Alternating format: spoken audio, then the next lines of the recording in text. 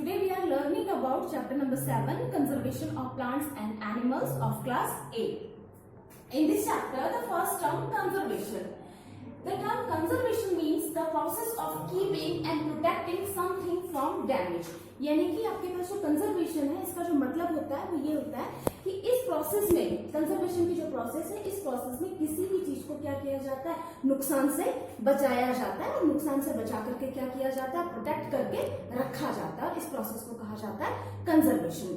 So the conservation of plants and animals means that plants and animals which occur in the forest should be kept in a way that they remain protected in the natural environment in which they are found. So before we go further and discuss the conservation of plants and animals in detail, we should know the meaning of the some new terms such as biosphere, wildlife, biodiversity, ecosystem, which will be used in this chapter.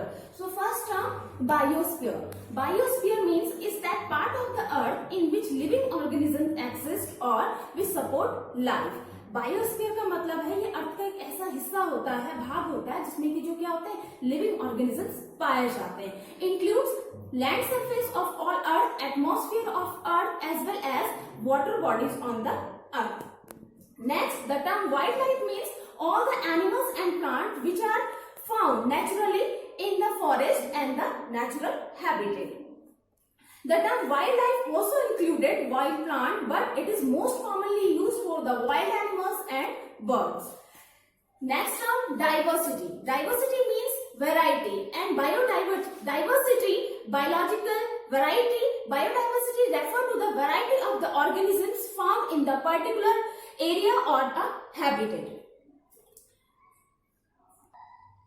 In other words, the presence of large number of species in a particular area are found is called biodiversity.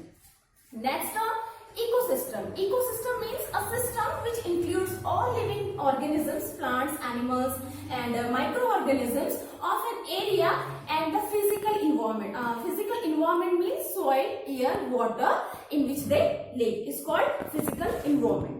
So next topic deforestation and it's causes, यानी कि deforestation और उसके जो कारण है उसके बारे में जानेंगे। तो इसमें सबसे पहले हम बात करेंगे व्हाट इज डिफॉरेस्टेशन। डिफॉरेस्टेशन होता क्या है? Deforestation means clearing of forest by cutting down forest trees over a wide area is called deforestation. यानी कि डिफॉरेस्टेशन का मतलब होता है क्लियरिंग ऑफ फॉरेस्ट, यानी कि जंगलों को साफ करना या जंगलों का काटा जाना। बहुत वाइड मतलब काफी आप कह सकते हैं बड़े स्तर पर जब क्या किया जाता है, जंगलों को काटा जाता है, तो उसको हम कहते हैं deforestation. And forest land clear of trees is use for other purposes, यानी कि जो जंगलों को साफ किया जा रहा है, काटा जा रहा है और वहां पर जो जमीन है उसको क्या किया जा रहा है, अदर पर्पस यानी कि बाकी पर्पस के लिए यूज किया जा रहा है। And here various causes of deforestation are the following, और हमारे पास नीचे क्या है, इसके कई सारे कारण हैं। तो उसमें फर्स्ट रीजन जो आपके पास है, cut down of forest to obtain wood for using as fuel, यानी कि फ्यूल ईंधन के तौर पर लकड़ियों को यूज प्राप्त किया जा रहा है, जिसके लिए क्या किया जाता है, जंगलों को काटा जा रहा है। Second one, cut down to obtain wood for making door, window and furniture. लकड़ियों को केवल फ्यूल के लिए ही यूज नहीं किया जा रहा है, बल्कि इसके अलावा हम जो फर्नीचर यूज करते हैं उसको बनाने के लिए यूज किया जाता है, और जो हमारे घर में क्या है, जो विंडो है, डोर है, उनको बनाने के लिए भी यूज किया जाता है। Forest trees are cut down to obtain wood for making paper. Paper जो बनाया जा रहा है, पेपर को बनाने के लिए भी किसको यूज किया जा रहा है, लकड़ी को यूज किया जा रहा है, और लकड़ियां हमें कहां से मिल रही है, जंगल से। तो ये भी क्या है, डिफॉरेस्टेशन का कारण है। The forest trees are cut down to obtain more agricultural land for cutting और cultivation of crop for increasing population, यानी कि जो लगातार हमारी पॉपुलेशन बढ़ती जा रही है, उसकी स्पेशली खाने की डिमांड को पूरा करने के लिए हमें क्या चाहिए, खेती करनी है, तो हमें जगह चाहिए। तो वो जगह हमें कहां से मिलेगी, जो जंगल वाला एरिया है वहां पर जितने भी पेड़ लगाए गए हैं उनको क्या किया जा रहा है, काटा जा रहा है। ठीक, तो जब जंगलों को काटा जाएगा तो हमें क्या मिलेगी, जमीन मिलेगी।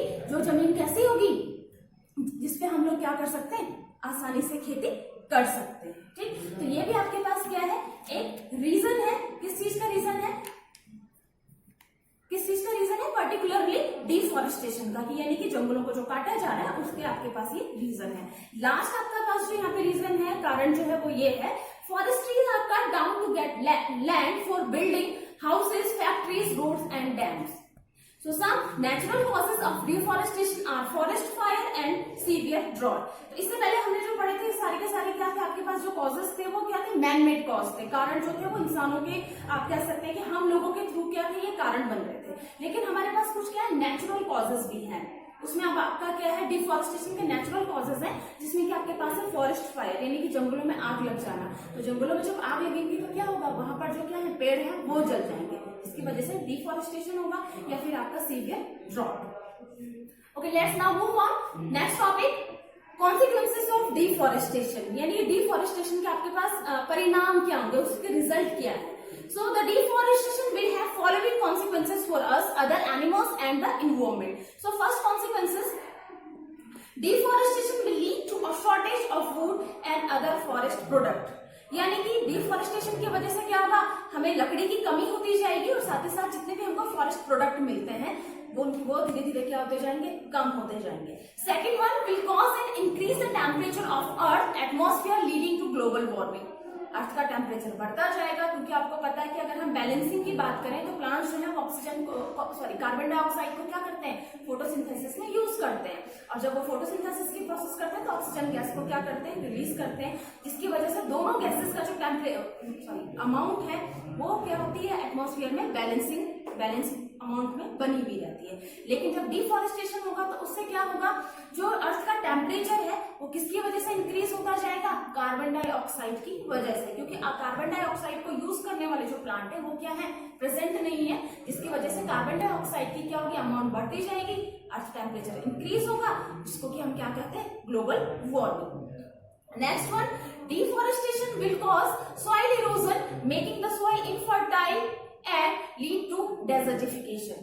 So first one, what is desertification? Desertification means the fertile land get converted into desert. यानी कि जो fertile land, जिस लैंड पे, जिस जमीन पर हम क्या कर रहे हैं, खेती कर रहे हैं, जो उपजाऊ खेती है, जब वो किसमें कन्वर्ट हो जाती है, डेजर्ट में कन्वर्ट हो जाती है, तो उसको हम क्या कहते हैं, डेजर्टिफिकेशन कहते हैं।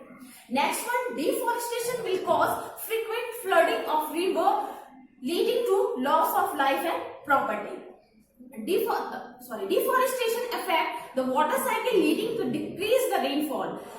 The decrease the rainfall lower the ground of water level and could cause of drought. यानी कि डिफॉरेस्टेशन जो है वो वाटर साइकिल पे भी अपना इफेक्ट डालता है, जिसकी वजह से क्या होगी, जो रेनफॉल है वो घटता जाएगा, और रेनफॉल अगर घटता जाएगा तो क्या होगा, ग्राउंड अंडरग्राउंड वाटर का जो लेवल है वो भी धीरे धीरे कम होता जाएगा, जिसकी वजह से क्या होगा, ड्रॉट यानी कि जो सूखा पड़ता है वो कंडीशन क्या हो जाएंगी, सामने आएगी। Next, deforestation lead to extinction of the many wild animal and plant. यानी कि जो डिफॉरेस्टेशन है उसकी वजह से कई सारी जो जितनी क्या है, जंगली प्लांट स्पीसीज है या फिर जानवरों की जो जातियां प्रजातियां हैं वो क्या हो जाएंगी, खत्म होती जाएंगी। Okay, now next one, conservation of forest and wildlife. We should conserve forest and wildlife to preserve biodiversity, to prevent endangered species become extinct, and to maintain ecological balance in nature. So first, biosphere reserve. Biosphere reserve means a large protected area of land meant for conservation of wildlife, biodiversity, and traditional lifestyle of the tribal people living in the area. It means जो biosphere reserve है वो क्या है, काफी large area होता है, काफी बड़ा होता है, जिसमें कि वहां पर वाइल्ड लाइफ को कंजर्व करके रखा जा सकता है, वहां की जो बायोडाइवर्सिटी है या वहां पर रहने वाले जो ट्राइबल्स हैं, जनजातीय लोग हैं, वो क्या कर सकते हैं, अपनी ट्रेडिशनल लाइफ स्टाइल को आसानी से जी सकते हैं। तो यहाँ पर आपके पास दिया गया है डिजाइन ऑफ बायोस्फीयर रिजर्व, यानी कि यहाँ पे आपके पास बायोस्फीयर रिजर्व का क्या है, डिजाइन मैप दिया गया है। इसमें आप देखिए, so first one is inner zone. Inner zone और biosphere reserve is also known as core zone, यानी कि जो इसका बायोस्फीयर रिजर्व का जो इनर जोन होता है उसको कोर जोन नाम से भी जाना जाता है। And in this zone biosphere reserve is devoted the strict protection of wild life, यानी कि यहाँ पे क्या होता है, स्ट्रिक्टली वाइल्ड लाइफ को प्रोटेक्ट किया जाता है, यहाँ पे कोई भी ह्यूमन एक्टिविटी नहीं होती है। Second one, the middle zone of biosphere is also called buffer zone. Middle zone, ये बायोस्फीयर का क्या है, मिडिल जोन है, जिसको कि बफर जोन कहते हैं। और मोस्टली इस जोन को जो यूज किया जाता है research of environmental education and tourism purpose. Next one, outer zone, जो कि क्या है, ट्रांजिशन जोन भी इसको कहा जाता है। ये आपका आउटर जोन है, यहाँ पे ह्यूमन सेटलमेंट है, यानी कि ट्राइबल्स है, जो कि क्या करते हैं, cultivation of crop. Thank you.